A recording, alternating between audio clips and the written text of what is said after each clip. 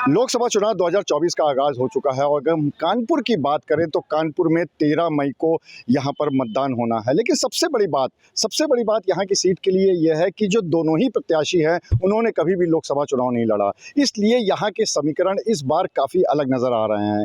क्या हो सकते हैं समीकरण, इस पर बात करने के लिए हमारे साथ कुछ वरिष्ठ पत्रकार मौजूद हैं, उनसे बात कर लेते हैं और जानने की कोशिश करते हैं कि आखिर ऐसे समीकरण क्या हैं। हमारे साथ रवि पाल हैं, बहुत सीनियर जर्नलिस्ट हैं। रवि जी, सबसे पहले तो ये कि आप इस बार का समीकरण क्या लग रहा है, क्योंकि दोनों प्रत्याशी नए हैं, कभी उन्होंने लोकसभा चुनाव लड़ा नहीं और इस बात को लेकर काफ़ी चर्चाएं भी हो रही, तो क्या लग रहा है समीकरण? देखिए, दोनों ही प्रत्याशी नहीं हैं, यहाँ तीनों ही प्रत्याशी नए हैं, जिनका पहला चुनाव है इस बार, चाहे वो भाजपा के हों, चाहे कांग्रेस के हों, चाहे बसपा के हों। अच्छा, अगर हम भाजपा और कांग्रेस की ही बात करें तो कानपुर में लड़ाई भाजपा और कांग्रेस के बीच में ही है और 33 साल बाद पहली बार ऐसा हुआ है कि दोनों ही पार्टियों ने प्रत्याशियों को यहाँ ब्राह्मण चेहरे को उतारा है। तो ऐसे में जातीय समीकरण को लेकर लड़ाई बड़ी दिलचस्प हो गई है। दूसरा जो फैक्टर यहाँ है कि जो भाजपा प्रत्याशी हैं वो नए हैं और उनके बाहरी होने का मुद्दा विपक्षी उठा रहे हैं लगातार। हालांकि वो हर जनसभा और हर कार्यक्रम में वो इस बात की सफाई ज़रूर दे रहे हैं कि वो कानपुर से बिलोंग करते हैं और उनका जुड़ाव कानपुर से कितना है। अभी हाल में ही एक चिट्ठी भी उनके खिलाफ वायरल हुई कि जो पीएम मोदी को लिखी गई, तो इस पर भी वो काफ़ी डिफेंस मोड में काम कर रहे हैं। ठीक।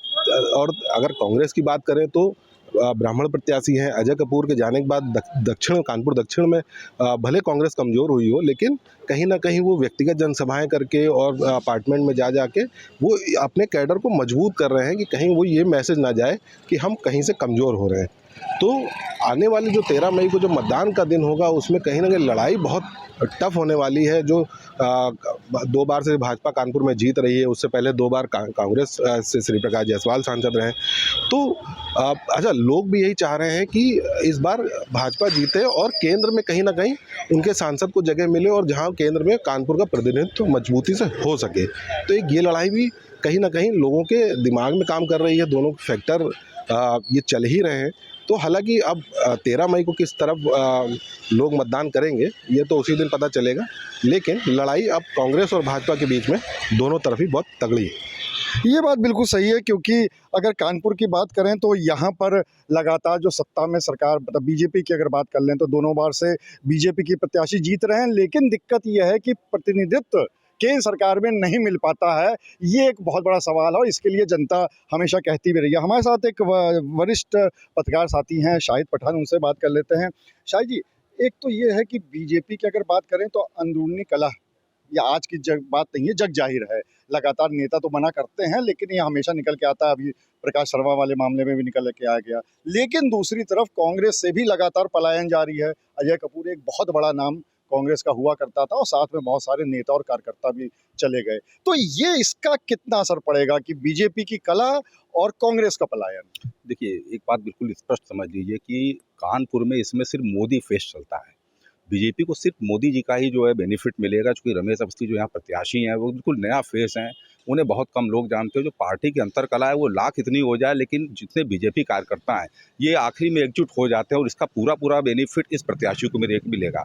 रही बात कांग्रेस और सपा गठबंधन की, इन दोनों प्रत्याशियों को लेकर, तो आलोक मिश्रा भी कहीं ना कहीं टक्कर तो पूरी तरीके से दे रहे हैं, लेकिन मुस्लिम बहुल जो वोट है वो आलोक को ही सीधे सीधे जाएगा। जो समीकरण लगातार ऐसे बन रहे हैं, लेकिन ब्राह्मण वोट की वजह से बीजेपी को इसका बहुत बड़ा फायदा मिलने वाला है। लाख अंतर कलह चल रही हो, लेकिन इसका बेनिफिट 100% जो है बीजेपी प्रत्याशी की जीत लगभग सुनिश्चित हो सकती है। लेकिन कांटे की टक्कर दोनों में ही है और ये अंतर कलह तो चलती रहती है। अजय कपूर के जाने के बाद भी ऐसा कोई खास फर्क जो है पड़ता हुआ नहीं दिख रहा है। तो ये जो हो रहा है तो उससे ये समझा जाए कि कांग्रेस के ऊपर बहुत ज़्यादा उसका फर्क नहीं पड़ेगा, या नुकसान कांग्रेस को नहीं होगा, ऐसा समझा जा सकता है? बिल्कुल कहा जा सकता है। देखिए, जब भी चुनाव आते हैं, चाहे लोकसभा के चुनाव हो चाहे विधानसभा के चुनाव हो, अक्सर ये देखा गया है कि चुनाव के वक्त जो है इस तरह के पब्लिक स्टंट होते रहते हैं। अजय कपूर एक बहुत बड़ा फेस रहे हैं और सब जानते हैं कि भाजपा के एक वरिष्ठ नेता के साथ उनकी नजदीकियां, चूंकि रिश्तेदारी भी है, और अचानक उनका वहां जाना, बीजेपी में जाना, ये पब्लिकली स्टंट जरूर है, लेकिन ये कांग्रेस को एक झटका जरूर दे गया। क्योंकि इससे पहले भी एक प्रत्याशी रही है करिश्मा ठाकुर, जिन्होंने विधानसभा चुनाव लड़ा था, वो भी इस सीट के लिए प्रयास कर रही थी कि उनको लोकसभा का टिकट मिल जाए, लेकिन नहीं मिला। तो उनकी भी नाराजगी कहीं ना कहीं पर है। ये जो फैक्ट्स हैं ये कांग्रेस को कहीं ना कहीं पूरी तरीके से थोड़े से डैमेज करेंगे जरूर, ये बात तो बिल्कुल तय है। लेकिन ये सब चीज़ें पब्लिकली स्टंट है, ये होते रहते हैं और चुनाव के तौर पर खास तौर से ऐसी चीज़ें होती है, लेकिन इससे बीजेपी के वोटिंग में मुझे नहीं लगता कोई फर्क पड़ेगा। लेकिन अगर हम लोकसभा सीट की बात करें कानपुर की, तो जो 5 विधानसभाएं उसमें आती हैं, उसमें से 3 ऐसी हैं जो सपा के पास हैं। कैंट है, आर नगर है, सीसामऊ है। तो जब 5 में से 3 सपा के पास है, सपा गठबंधन में है, तो इस बात का फ़र्क कितना पड़ेगा और क्या इसका फ़ायदा आलोक मिश्रा को मिलेगा? देखिए, जो विधानसभा आप 5 बता रहे हैं, इसमें से अगर आप देखेंगे विधानसभा चुनाव में, जिसमें एक अमिताभ वाजपेयी जीते हुए हैं और सोहेल अंसारी भी जीते थे उससे पहले, और हसन वो भी जो है इसमें वर्तमान विधायक भी हैं। लेकिन आप उसमें देखेंगे जो एक विशेष वोट है, चाहे आप ब्राह्मण का कह लीजिए या दलित का कह लीजिए, वो कन्वर्ट हुआ था बीजेपी में। उसका जो बेनिफिट, भले ही ये तीनों प्रत्याशी जीते हों, लेकिन उसका बेनिफिट भाजपा के अन्य प्रत्याशियों को मिला भी था। तो इससे बहुत ज़्यादा फ़र्क नहीं पड़ेगा फिलहाल, क्योंकि जैसा मैंने कहा कि मुस्लिम बहुल वोट जो है, वो कांग्रेस और सपा गठबंधन पे जाना ही जाना आएगा। लेकिन बाकी की जो वोटिंग है, जो आखिरी टाइम के जो 10 सेकंड होते हैं मतदाता जब जाता है, तो वहाँ पे दिमाग कन्वर्ट होता है और कहीं न कहीं दिमाग में अभी भी मोदी जी हैं, यानी मोदी हैं।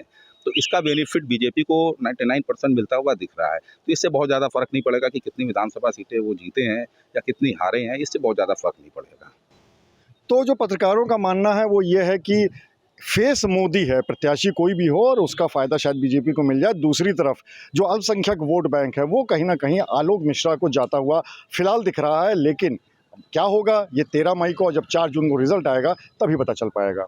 अनुराग अग्रवाल, टीवी 9 कानपुर।